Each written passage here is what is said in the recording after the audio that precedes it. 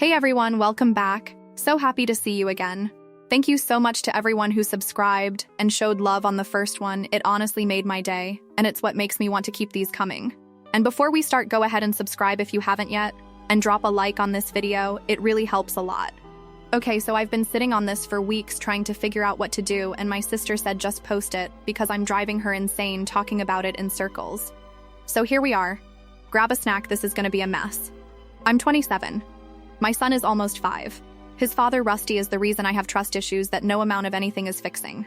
We were together almost 3 years when I got pregnant. I was 22, working 2 jobs, living in a tiny second-floor walk-up above a tire shop in a small town in West Virginia nobody's ever heard of, and Rusty was the guy I thought I was gonna marry. I know. Every girl on here has said that about a Rusty at some point in her life. But listen, he wasn't flashy or mean or one of those obvious bad guys you can spot from a mile away. He was the type of guy who'd bring me a sweet tea from the gas station on his way home because he knew I liked the peach kind. He'd sit with my grandma when she was sick and let her tell him the same stories about her cousin twice. He met my dad liked him, and my dad likes literally nobody. My dad's the kind of man who watches a guy for 6 months before he'll shake his hand twice. Rusty passed that test somehow. That's important later. So there I was, missing my period, freaked out, buying 3 tests at the Dollar General because I didn't want to run into anyone at Walgreens. All 3 came back positive within like 90 seconds. Not even a faint line situation. I stood in that bathroom for a good 10 minutes just staring at the little pink plus signs on the counter, gathering myself. Because I already knew. I knew before I even walked out there that this was going to go badly. Something in my gut. I just knew. I walked out and I told him. I sat down on the arm of the couch and I said, "Rusty, I'm pregnant. I took 3 tests. They're all positive." And I swear to you, the man's face went from confused to angry in about 4 seconds flat. Not shocked. Not scared. Not any of the normal things a person's face does. Angry. Like I had done this to him. Like I had personally sabotaged him. The first words out of his mouth were, "Get rid of it." Not asking me. Telling me. "Get rid of it. We're not doing this. I'm not ready. My life is not going in that direction." He said it like he was telling me to take the trash out. Like it was just a chore I needed to knock off the list before Monday. I was so caught off guard I actually laughed. Which is such a weird reaction, but that was me. I said, "Rusty, be serious." And he was serious. Deadly serious. He got off the couch and started pacing and telling me all the reasons a baby would ruin his life. He was trying to save money for a truck. He wanted to move to Charleston eventually and get a better job. His mom already thought I was clingy and she'd never let him hear the end of it. He was 24 years old and he wasn't going to be a dad at 24. He wasn't going to end up like his brother who had 2 kids by 22 and worked at the same tire shop under my apartment for a decade. I sat there watching him list every reason my baby was inconvenient for his life, and I remember thinking, okay, this is who you actually are. I'd been dating this man for almost 3 years, and it took me one conversation to figure out I didn't know him at all. I told him I wasn't getting rid of it. I said it calm the first time, thinking maybe he'd hear me. He didn't. He started in on me harder.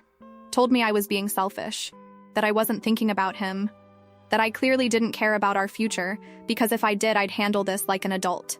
Handle this. Like an adult. I'll never forget that phrasing.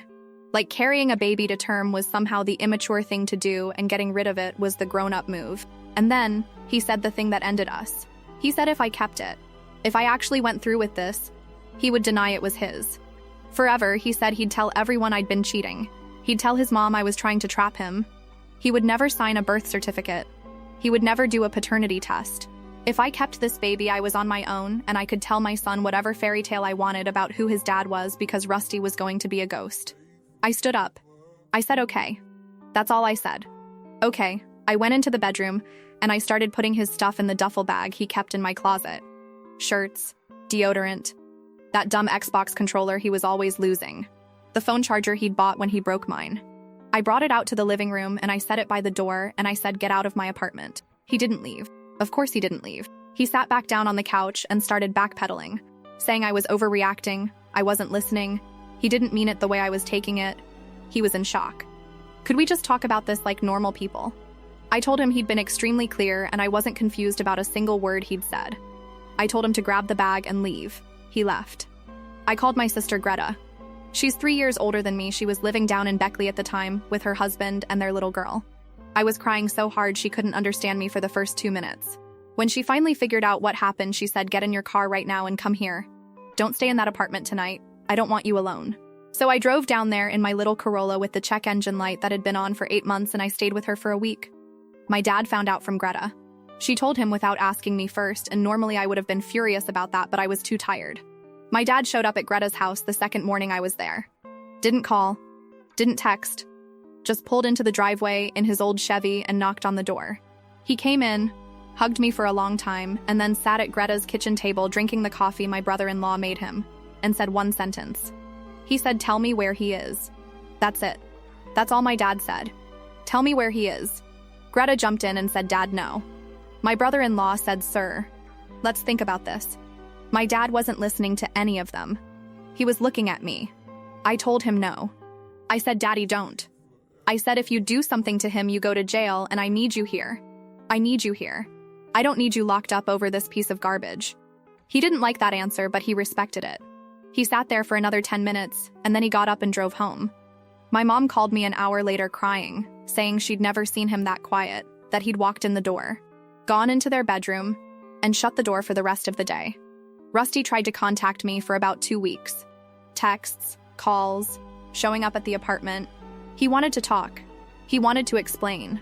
He said his mom had told him he was being crazy, and he needed to think about this differently. But every message eventually looped back around to the same thing. He wasn't ready. He couldn't do it right now. Maybe in a few years. Could I wait? Could I put my pregnancy on pause until he was in a better place emotionally and financially? I stopped responding around week 3. I didn't block him, though. I want that on the record because everyone always assumes I did. I didn't. I just stopped answering. I wanted him to know that I heard him, I saw the messages, and I was choosing not to give him a single second of my time. That was more powerful than a block. He gave up eventually. Around month 4 of my pregnancy, the messages just stopped. No big goodbye, no final apology, nothing. He just went silent. And stayed silent. His mom messaged me exactly one time when I was 6 months along asking if I was really going to do this to her son. I sent her back a screenshot of the first messages Rusty had sent me telling me to get rid of it, and I said, "Your son did this to himself." She didn't message me again. I had my son in April. Just me and Greta in the delivery room, because my mom was watching my sister's daughter and my dad was pacing the waiting room. I named him after my grandfather.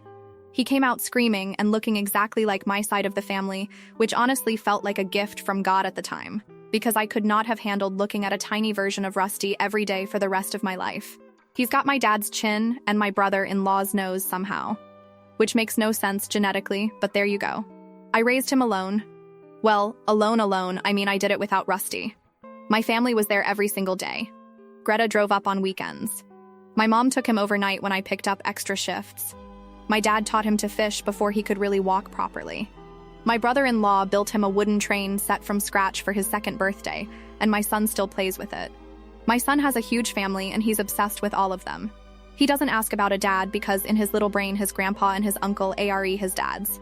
That's who he runs to. I never asked Rusty for a dime. Not one dime. I didn't want to.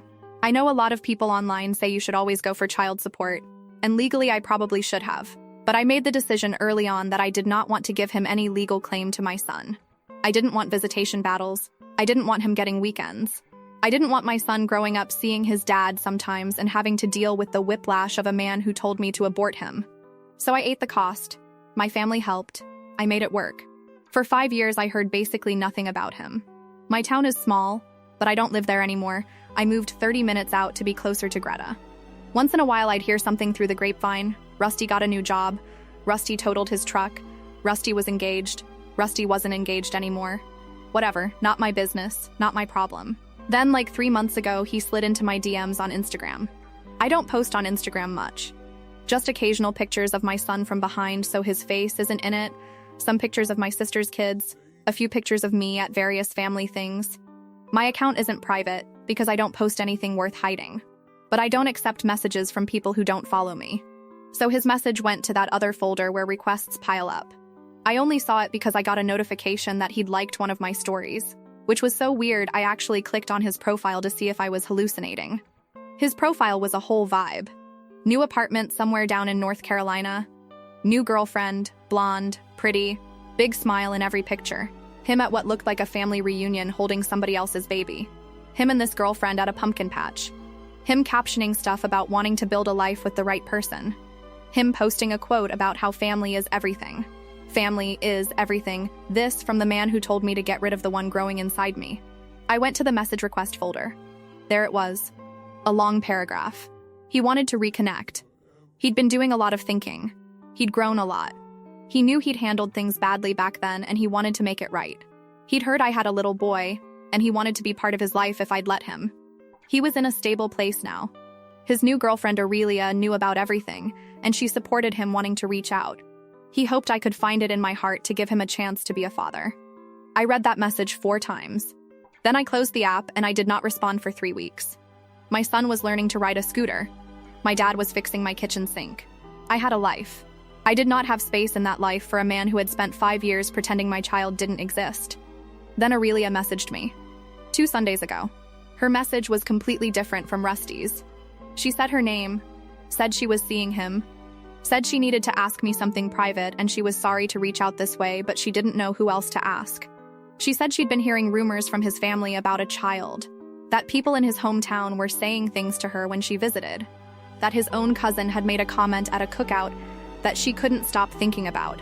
She wanted to know from me, directly, was it true? Did Rusty have a son? And that's where I am right now. I have not answered her. I have not answered him. My sister thinks I should tell Aurelia the truth and let her make her own choices about what to do with a man like this. My dad thinks I should stay out of it entirely and let the family Rusty's building on lies collapse under its own weight. My mom is somewhere in the middle. And I don't know what to do, because whatever I say to Aurelia is going to blow up his life, and I keep going back and forth between thinking he deserves it and thinking I don't want to be the one holding the match. There's more. There's a lot more, actually, because I haven't even told you what his cousin said at that cookout, or what my dad found out last weekend that has him ready to drive to North Carolina himself. But this post is already a novel, so I'll come back with an update once I've made a decision about Aurelia. My sister is telling me to hurry up because apparently these things have a way of getting worse the longer you wait. Update. Okay, so I told y'all I'd come back once I made a decision about Aurelia. I made one. Sort of. It didn't go how any of us thought it would go, and I'm now dealing with about 6 new fires I did not sign up for. Buckle in because a lot has happened in like 10 days. First, the thing my dad found out that I mentioned at the end of the last post. Because it matters for everything that comes after. So my dad still lives in the same town Rusty grew up in. And my dad is friendly with Rusty's Uncle Gordon in the way that men in small towns are friendly. They wave at each other at the hardware store. They end up next to each other at the auto parts counter. They've been in each other's orbit for 30 years. Gordon has always been decent to my dad. He never got involved when everything happened 5 years ago, but he also didn't pretend nothing had happened, which is more than the rest of Rusty's family did. Anyway, my dad ran into Gordon in the parking lot of Food Lion the weekend before I made my last post. They stood there next to their carts for like 45 minutes. Gordon told him some things. And this is where it gets interesting. Turns out, Rusty's own family in that town knows about my son. They've known. Rusty told his mom 2 years ago, apparently after some kind of blow-up at Thanksgiving, that yes, the kid was his. Yes, he'd been a coward. And could she please stop bringing it up because he was trying to move on? His mom has been sitting on this information for 2 entire years and telling Rusty's extended family that I'd made the whole thing up. Gordon said his own wife had gotten into it with Rusty's mom at a birthday party last summer because Rusty's mom was still going around saying my son wasn't Rusty's, and Gordon's wife had finally said enough. She'd said Rusty admitted it, she'd heard him admit it herself at Thanksgiving, and everybody in this family needed to stop pretending. Rusty's mom lost it, told half her side of the family they weren't invited to Christmas.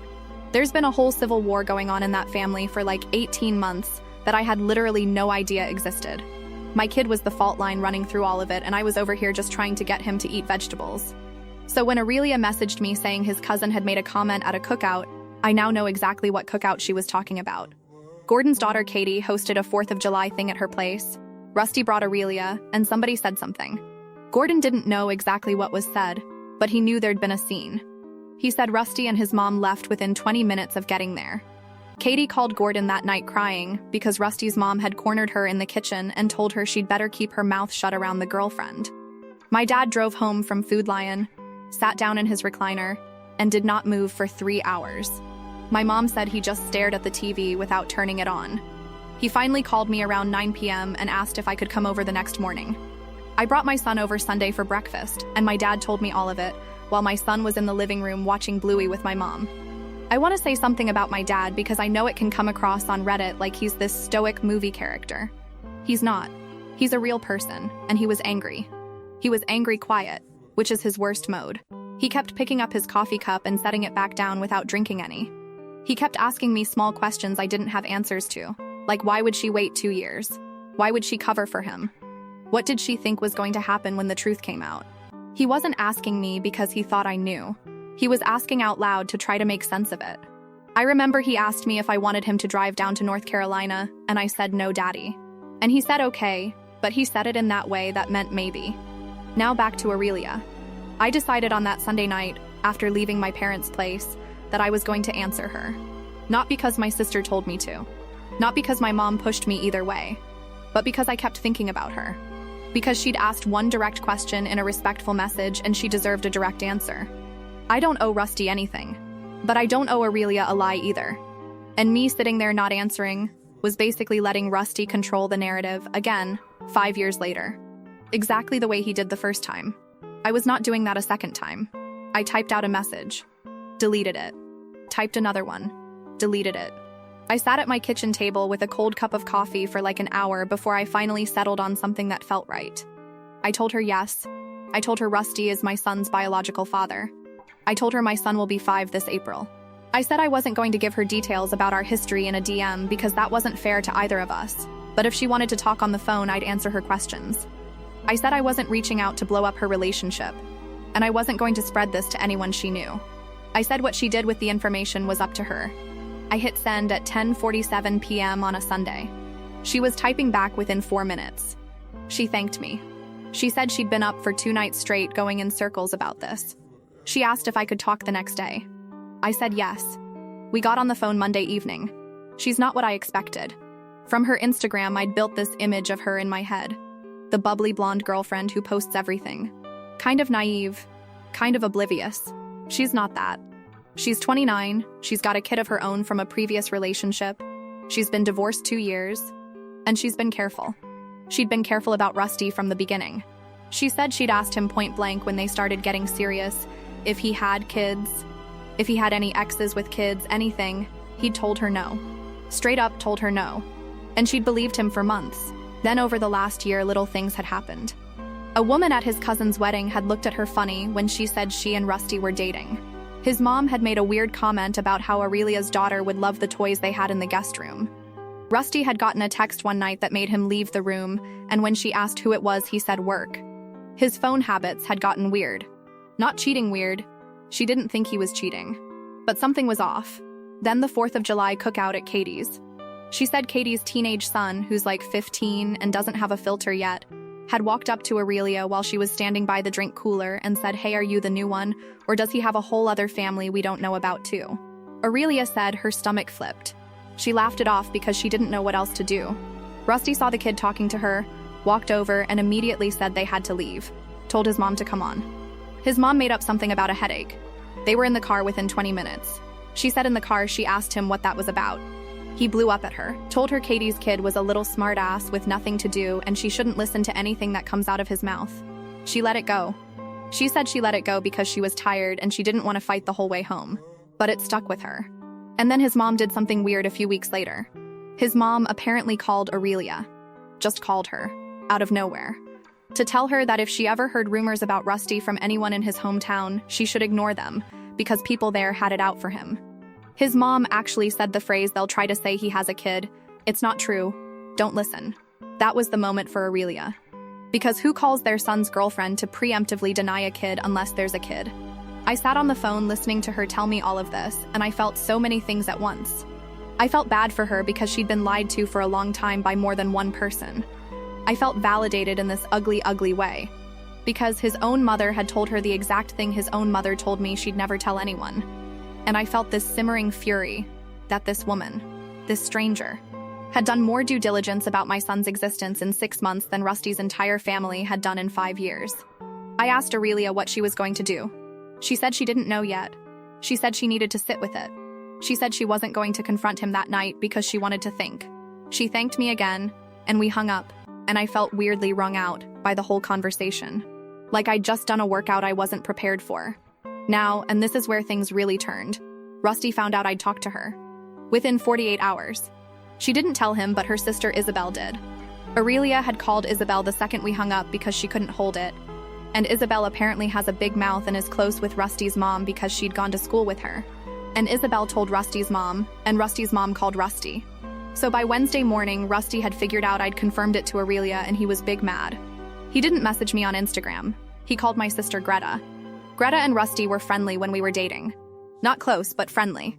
She had his number from years ago when we all did a group trip together, and she'd never deleted it because she doesn't delete anything. So he called her, and Greta picked up thinking it was her mother-in-law who calls from a weird number sometimes. He went off on her, told her I had no right to tell Aurelia anything, told her I was jealous of him moving on with his life, told her he'd been trying to make things right and I was determined to sabotage him, told her she needed to make me understand that ruining his relationship was going to have consequences. That last part is what set Greta off. What kind of consequences? He wouldn't say.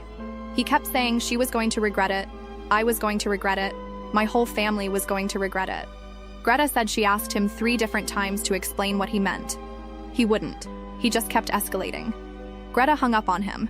She called me immediately. I was at the playground with my son at the time, and I sat down on a bench and listened to her talk for 20 minutes straight, while my son climbed the same ladder over and over. She was rattled. She said his voice sounded like someone she didn't know. She said she'd known him as a normal, sort of quiet guy, and this was a completely different person. She said she was scared for me and she wanted me to come stay with her for a few days. I did not go stay with her. I want to be clear about that because I know that's what the movie version of this would do. I have a son with school pickup and a life and a job, and I am not uprooting my kid because Rusty is having a tantrum a state away.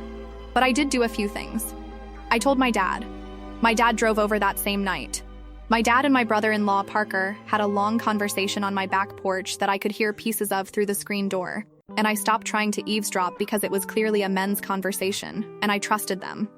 The next day, my dad drove to the courthouse in our county and started asking questions. Not doing anything yet, just asking questions. About what your options are when someone threatens you across state lines. About documentation. About whether he could do anything preemptive. He came home with a folder and a list of names, and a very calm demeanor that I know from experience means he's playing the long game. Meanwhile, Rusty finally messaged me. Not on Instagram. Through my sister. He asked Greta to give me a message. Greta didn't want to, but she read it to me over the phone anyway because we don't hide things from each other. He said he wanted to meet. In person. He said we needed to have an adult conversation about our son. That phrasing, our son, after 5 years of denying he existed, I nearly threw my phone. I told Greta to tell him no. She told him no. He said he was coming anyway. Said he was going to drive up that weekend. He'd stay at his mom's house and he wanted me to meet him at a diner between our towns. He said if I didn't meet him, he'd come to my house because he knew where I lived. He knew where I used to live. But that phrasing. I told my dad. My dad said he was staying at my house that weekend. My mom came too. My son thought it was the best weekend of his life because his grandparents were sleeping over. And then Saturday morning, Rusty showed up. Not at the diner. At my old apartment above the tire shop. The place I haven't lived at in 3.5 years. Mrs. Whitaker, the neighbor who used to bang on the ceiling with her broom, saw him sitting in his truck in the parking lot for over an hour and called the tire shop owner, who called my mom because everybody knows everybody in this state. My mom called me while I was making pancakes for my son. My dad grabbed his keys. I told him no. He didn't listen. He and Parker drove over there. I'm going to end this post here because it's already massive and what happened at that tire shop parking lot deserves its own update. I'll say this. Rusty and my dad finally had a conversation, in person, 5 years overdue.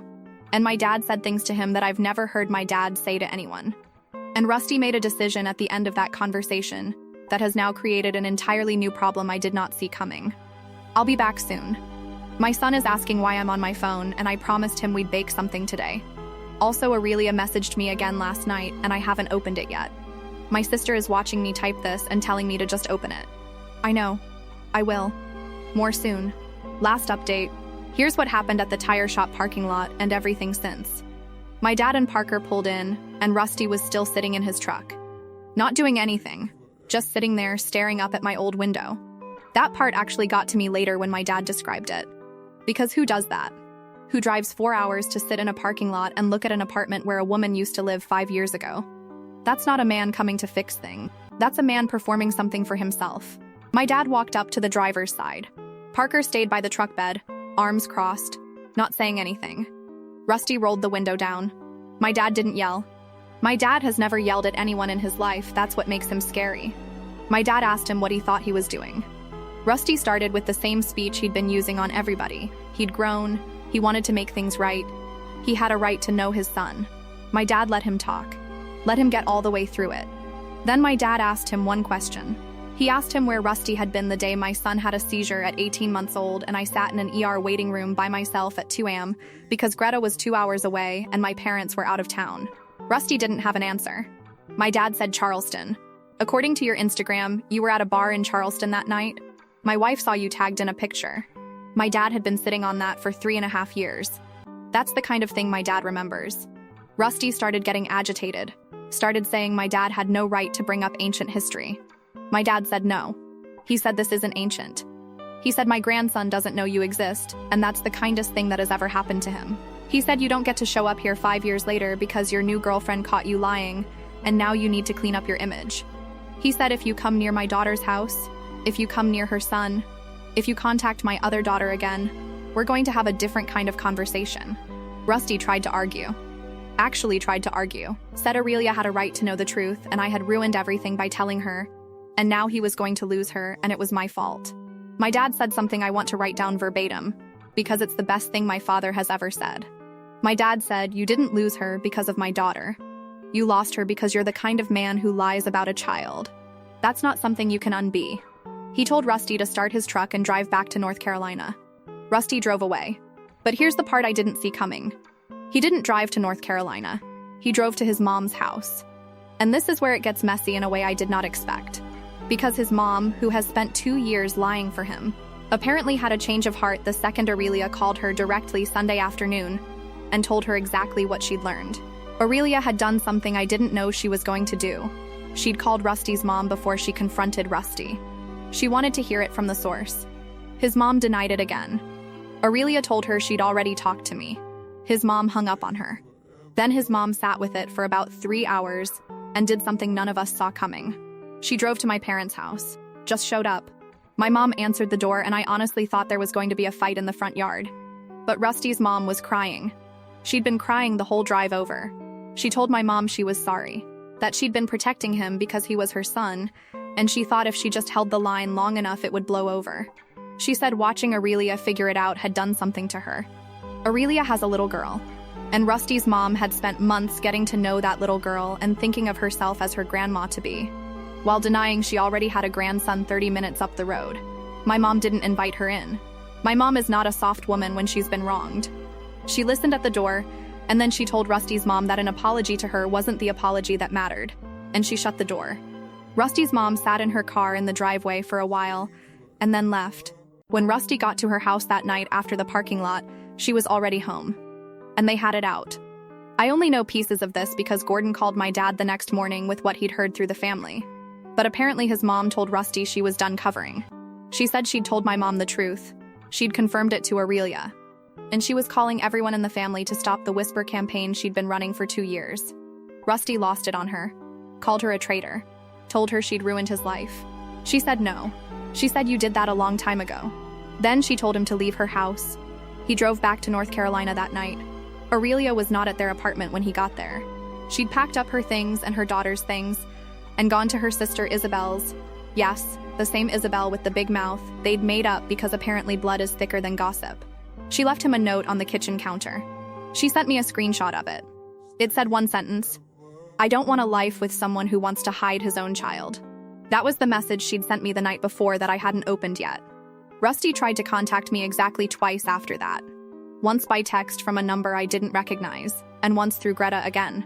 Both times he wanted to talk. Both times he wanted to explain that this was all a misunderstanding and he really did want to know his son. Both times I did not answer. My dad had filed for a protective order that Monday, and it went through by the end of the week because Rusty's threats to Greta were documented, and Greta was willing to testify. He's not supposed to contact me, my sister, my parents, or my son. He hasn't since. It's been about 6 weeks. Aurelia and I are not friends. I want to be clear about that. We're not going to be. We texted a few times after everything, and she thanked me, and I thanked her for being brave enough to ask a stranger a hard question. And then we mutually stopped texting because there's nothing left to say. And being connected to each other is a reminder neither of us really needs. She's back with her sister for now. She's fine. She'll be more than fine. My son turned 5 last week. My dad taught him how to bait a hook the right way. My brother-in-law brought over a new train car for the wooden set. My mom made a coconut cake because that's my son's favorite, even though he's never had coconut anywhere else in his life. Rusty was not there. Rusty's mom sent a card to my parents' address with a check in it for $100. My mom mailed it back unopened. I don't know what happens with Rusty from here, and I've stopped needing to know. The protective order runs a year. His life in North Carolina is imploding on its own timeline without any help from me. His family is in pieces because his mom finally told the truth. That's the ending. There's no big moment where he apologized and meant it. There's no scene where he met my son. There's no version of this where he becomes a father to him. My son has a family. He has more people who love him than most kids get. He doesn't need Rusty, and Rusty doesn't get to need him. The one thing I keep coming back to. 5 years ago, Rusty told me a baby would ruin his life. Turns out he didn't need a baby to do that. He managed it all on his own. Thanks for reading, y'all. I'm done. Going to go put my son to bed.